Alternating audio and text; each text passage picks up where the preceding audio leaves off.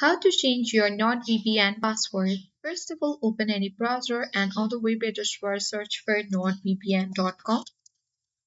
Once official interface opens, click on the login button at the top right corner and you need to log in into your NordVPN account.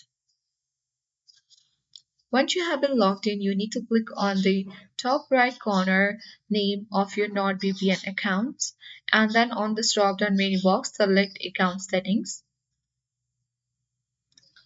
So under email address, as you can see password, you just have to click on change password button at the right corner of the screen.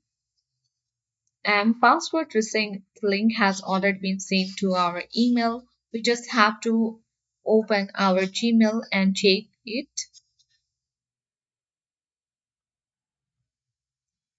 And whether it is on your mobile phone or PC, you can easily open the Gmail and then the reset link has already been came on our email. You just have to click on the reset password button where you will be taken to the another interface where you can easily enter the new password and click on create password button. So this will easily change your non-VPN account's password.